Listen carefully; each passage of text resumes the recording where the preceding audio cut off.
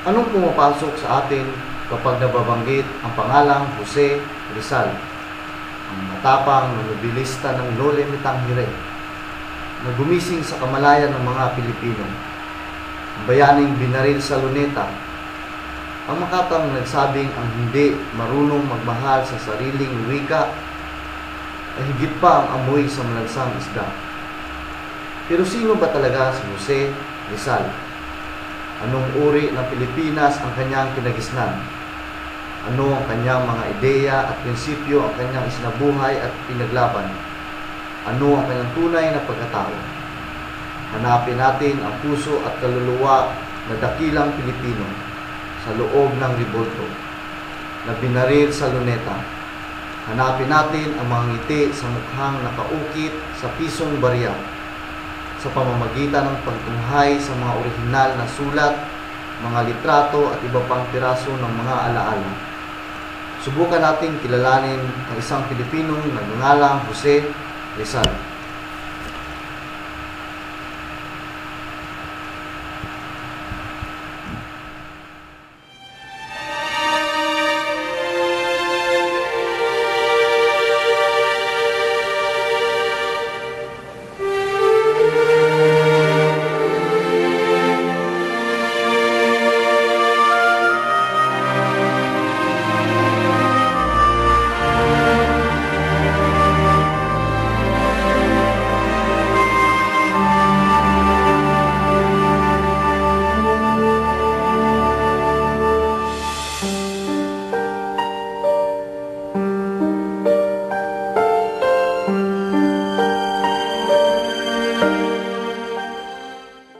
Isinilang si Rizal noong Hunyo 11 sa taong 1861 sa Calamba, Laguna. Bininyagan sa simbahan ng Calamba noong Hunyo 22 sa taong 1861. Si Padre Rufino Colantes, ang paring nagbinyag kay Rizal.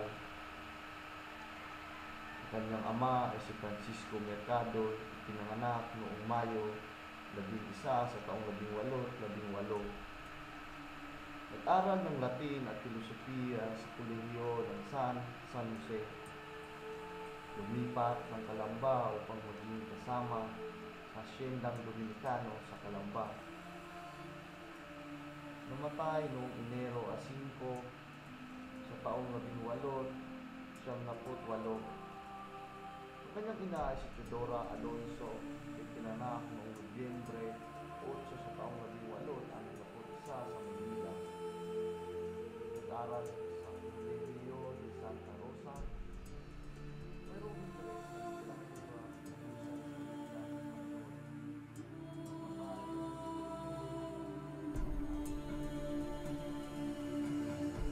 Mga kapatid ni Rizal ay si Saturnina,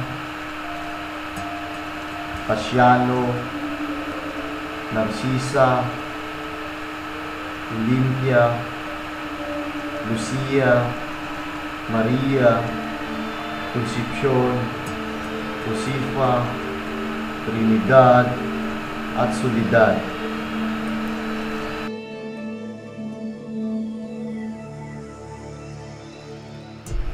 Mula sa mga ninunong malayo, namanan niya ang pagmamahal sa kalayaan, paghahangad sa paglalakbay at katapangan. Mula sa kanyang ama, ay namanan niya ang pagtatyaga sa trabaho, paggalang sa sarili at malayang pag-iisip. Mula sa kanyang ina, ay namanan niya ang pagpapakasakit sa sarili at pagnanais sa silid ng pagtira.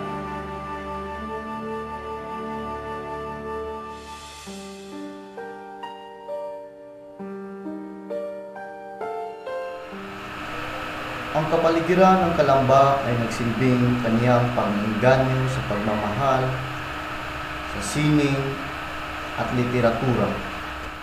Ang kaniyang kapatid na si Pasiano ay nagturo sa kaniyang kaisipan ukol sa pagmamahal, sa kalayaan at katarungan.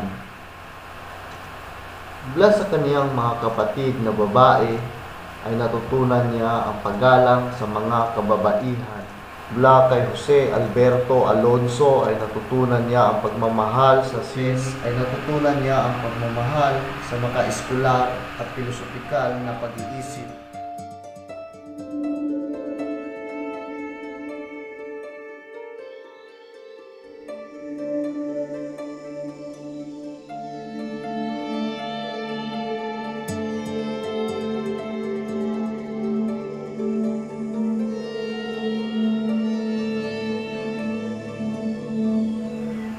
Ang unang guro ni Rizal ay ang kanyang ina na si Doña Teodora. Hunyo 1869, si Rizal ay umalis ng Calamba para magtungo sa Biñan para mag-aral. Sinamahan siya ng kanyang kapatid na si Pasiano at ang naging guro ni Rizal sa Biñan na si Justiniano Aquino Cruz.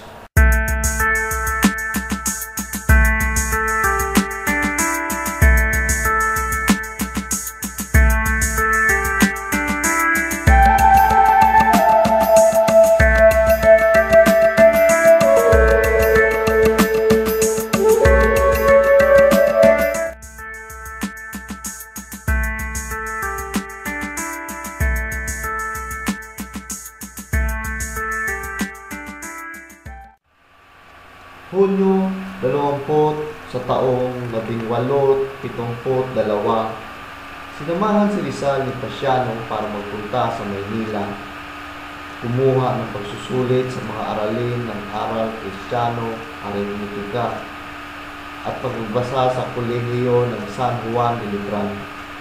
Nagbalik si Rizal sa Calamba mula sa Maynila para dumalo ng kapistahan. Sa kanyang pagbabalik sa Maynila ay nagbago ng isip si Rizal at nagbalak na pumasok sa Ateneo. Bagamat hindi tinanggap si Rizal sa Ateneo dahilan siya ay hindi na sa katalaan, maliit para sa kanyang edad. Sa unang pagkakataon ay ginamit ni Jose ang kanyang apelyedong Rizal imbes na Mercado.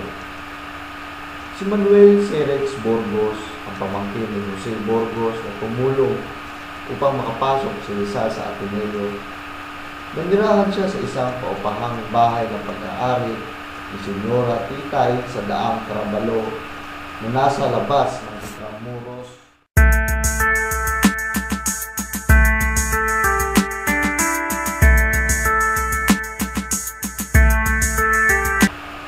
Si Padre Jose Bish, ang guro ni Rizal sa kanyang unang taon sa Ateneo.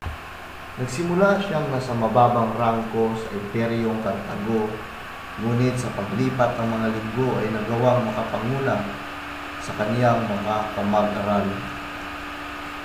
Napanalunan niya ang kanyang unang gantimpala sa kaniyang pag-aaral, sang larawang pangrelihiyon. Upang mapagbuti ni Rizal ang kanyang kaalaman sa wikang Espanyol, siya ay nagtuturo ng aralin sa Kolehiyo de Santa Isabel sa panahon ng kanyang pamamagitan.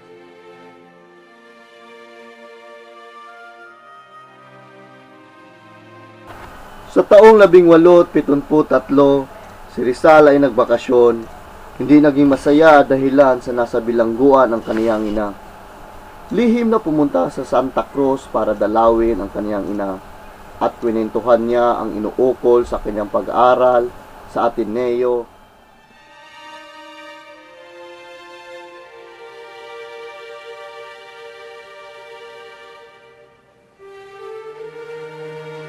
Nagsimula si Rizal ng kanyang pagkahilig sa pagbabasa at ilan sa mga aklat na ito ay ang Count of Monte Cristo na sinulat ni Alexander Dumas, Universal History na sinulat ni Cesar Canto na pinilit ng ipabili sa kanyang ama, at ang Travels in the Philippines na isinulat ni Dr. Theodor Hagor.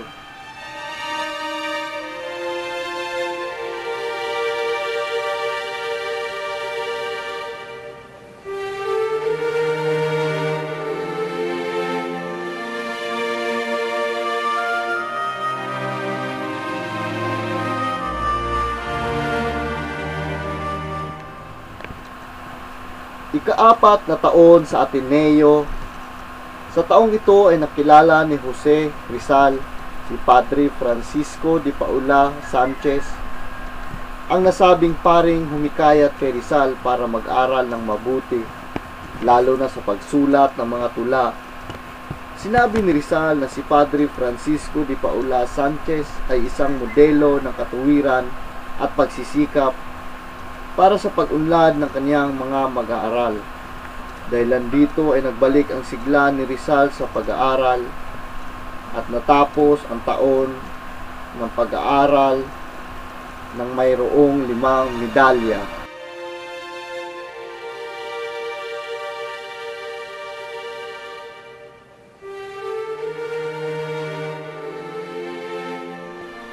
Ang huling taon ni Rizal sa Ateneo, naging ganap ang sigla ni Rizal sa kanyang pag-aaral sa Ateneo. Nagtapos si Rizal sa Ateneo noong Marso 23 sa taong 1877 at natamo sa paaralan ang Bachiller in Artes.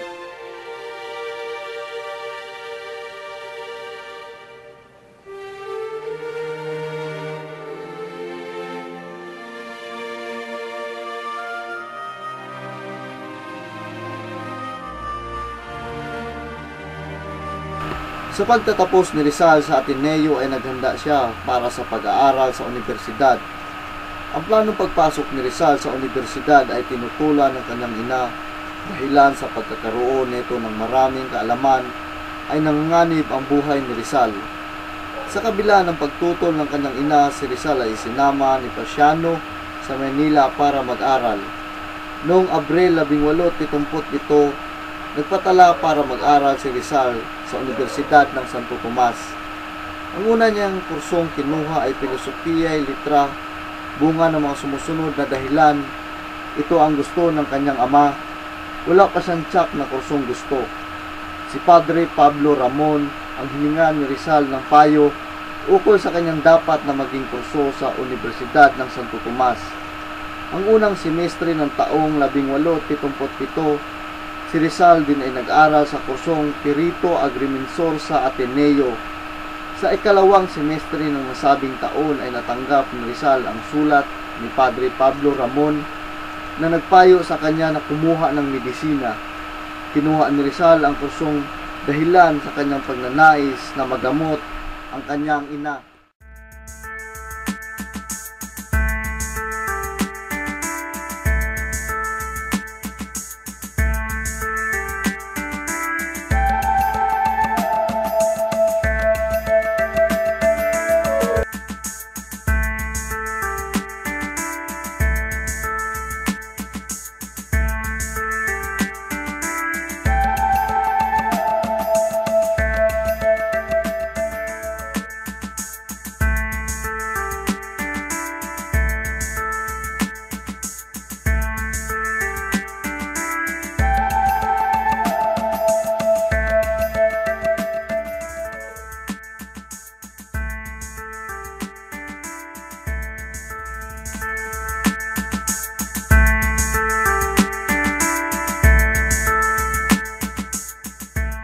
Hunyo 15 sa taong 1882, nilisan ni Rizal ang Mercedes at kay narating ang Barcelona sakay ng tren galing Pransya. Narating niya ang Barcelona noong Hunyo 16 sa taong 1882.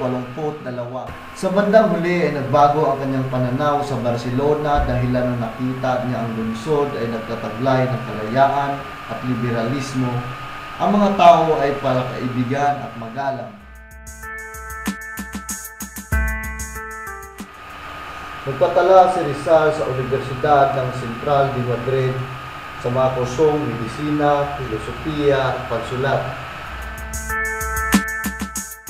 Nagtungo si Rizal sa kanyang layunin na magpakadalubhasa sa ophthalmolohiya o paggamot sa mata. Nobyembre 1885, nakarating si Rizal sa Paris at naglingkod bilang katulong ni Dr. Louis de Wickert na paunahing ophthalmologista ng Pransya. Nanatili dito si Rizal mula Nobyembre 1885 hanggang Pebrero 1886.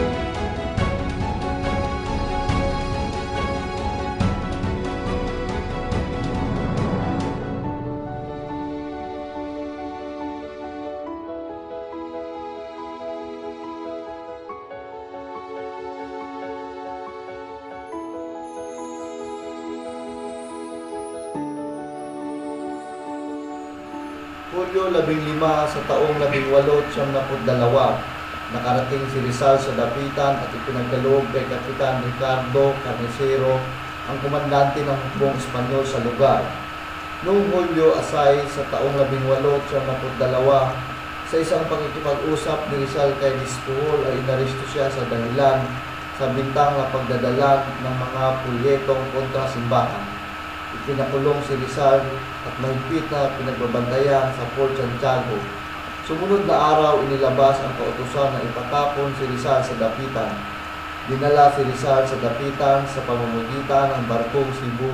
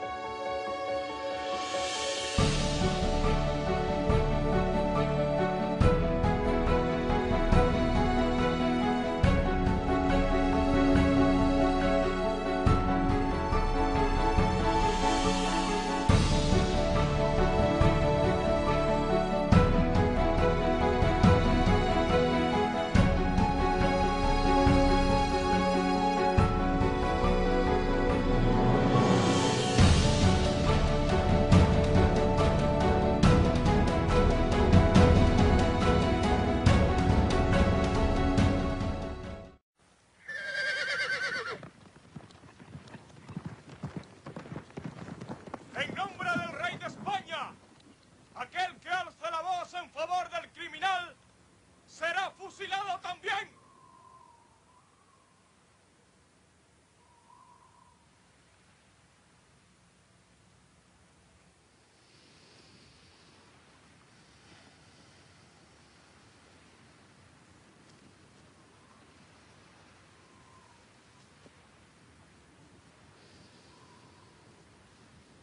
¡A formar!